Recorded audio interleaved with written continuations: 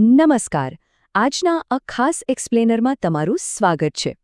જુઓ, આપણે બધા જ જાણીએ છીએ કે સૂર્ય ઊર્જા એ આપણું ભવિષ્ય છે, પણ શું ખરેખર આપણે તેનો પૂરેપૂરો અને સાચો ઉપયોગ કરી રહ્યા છીએ? આજે આપણે સોલાર એન્જિનિયરિંગના કેટલાક પાયાના અને ખરેખર બહુ જ રસપ્રદ કન્સેપ્ટ્સ વિશે વાત કરવાના છીએ. આપણે જોઈશું કે કેવી રીતે માત્ર એક યોગ્ય ખૂણો કે ઢાળ સેટ કરવાથી સૂર્યમાંથી મળતી ઊર્જા અનેક ગણી વધી શકે છે. તો ચાલો આમાં થોડા ઊંડા ઉતરીએ. આપણી સામે અત્યારે સૌથી મોટો પ્રશ્ન એ છે કે સૂર્યમાંથી મળતી આ મફત ઊર્જાનો મહત્તમ લાભ કેવી રીતે લેવો?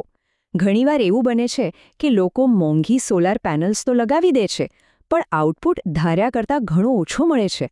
આ સમસ્યાનો મુખ્ય ઉકેલ પેનલની સાચી ગોઠવણીમાં છે.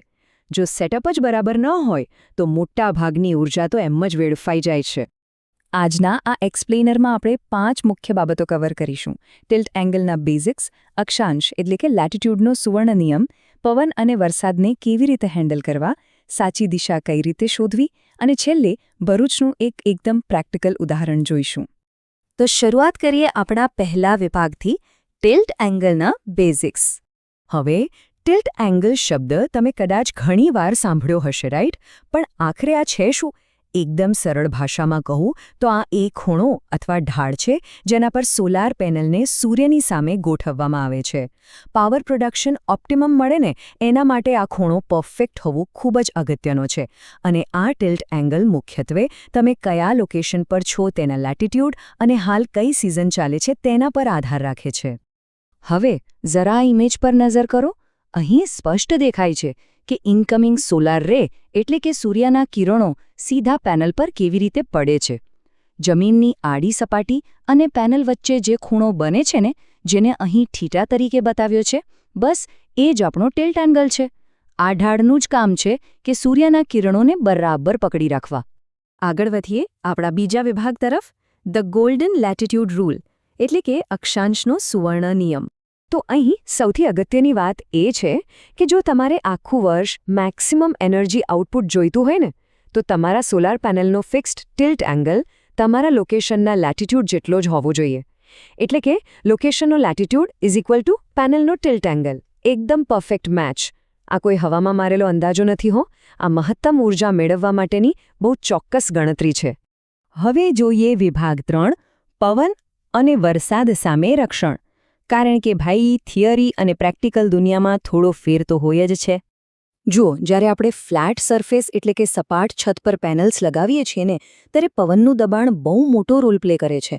એટલે સુરક્ષા માટે એવી ખાસ ભલામણ કરવામાં આવે છે કે ટિલ્ટ એંગલ 15 ડિગ્રીથી ઓછો જ રાખવો.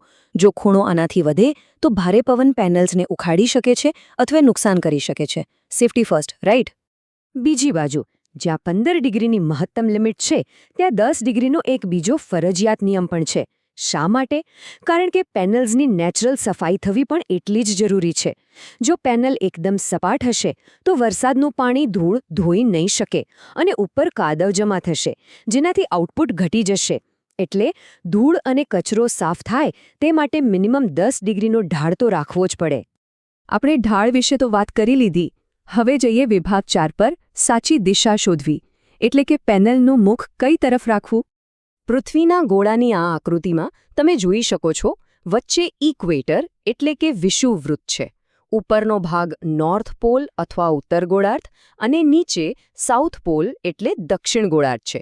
આ બેઝિક ભૌગોલિક વિભાજન સમજવું બહુ જ જરૂરી છે, કારણ કે આના વગર પેનલની સાચી દિશા નક્કી જ ના થઈ શકે. હવે ચાલો જોઈએ કે આ નિયમ કેવી રીતે બિલ્ડ થાય છે. જો તમારું લોકેશન ઉત્તર ગોળાર્ધમાં હોય તો તમારે પેનલ્સનું મુખ કમ્પલસરી દક્ષિણ તરફ જ રાખવું પડે. અને જો તમે દક્ષિણ ગોળાર્ધમાં હો તો પેનલ્સ ઉત્તર તરફ રાખવી પડે. સાવ સિમ્પલ લોજિક છે ને? તમે જે ગોળાર્ધમાં હો તેનાથી બરાબર વિરુદ્ધ દિશામાં પેનલ રાખો, જેથી દિવસ દરમિયાન સૌથી વધુ તડકો સીધો પેનલ પર જ પડે. હવે આપણા ભારતની જ વાત કરીએ. આપણો દેશ ઉત્તર ગોળાર્ધમાં આવેલો છે. એનો સીધો અર્થ એ થયો કે ભારતમાં આપણે ગમે ત્યાં સોલર ઇન્સ્ટોલેશન કરીએ, એનું મુખ હંમેશા દક્ષિણ દિશામાં જ હોવું જોઈએ, કોઈ પણ શંકા વગર.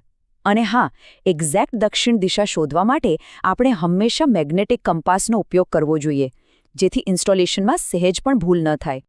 ચાલો હવે આ બધી જ થિયરીને રિયલ લાઈફમાં મૂકીને જોઈએ આપણો છેલ્લો વિભાગ વાસ્તવિક ઉદાહરણ ભરૂચ આ ઉદાહરણથી તમને બધું જ એકદમ ક્લિયર થઈ જશે ધારો કે તમારે ગુજરાતના ભરૂચ શહેરમાં સોલર પેનલ લગાવવી છે હવે ભરૂચનું લેટિટ્યૂડ અંદાજિત 21.7 ડિગ્રી નોર્થ છે તો આપણા પેલા ગોલ્ડન રૂલ મુજબ તમારો આદર્શ ફિક્સ્ડ ટિલ્ટ એંગલ બરાબર 21.7 ડિગ્રી જ હોવો જોઈએ અને કારણ કે ભરૂચ ભારતમાં એટલે કે ઉત્તર ગોળાર્ધમાં છે તો પેનલની દિશા કંપાસ મુજબ એક્ઝેક્ટ દક્ષિણ હોવી જોઈએ છે ને એકદમ પરફેક્ટ અને આદર્શ સેટઅપ હવે જરા વિચારો જો આપણી આધુનિક ટેકનોલોજી સ્થાનિક ભૂગોળ સાથે આટલી પરફેક્ટ અને સચોટ રીતે સેટ થતી હોય તો પ્રકૃતિ સાથેના બીજા કયા અલાઇનમેન્ટ્સ હશે જેનો ઉપયોગ કરવાની આપણે હજુ પણ રાહ જોઈ રહ્યા છીએ ભૂગોળ અને ટેકનોલોજીનું આ કનેક્શન ખરેખર અદ્ભુત છે વિચારતા કરી દેવું છે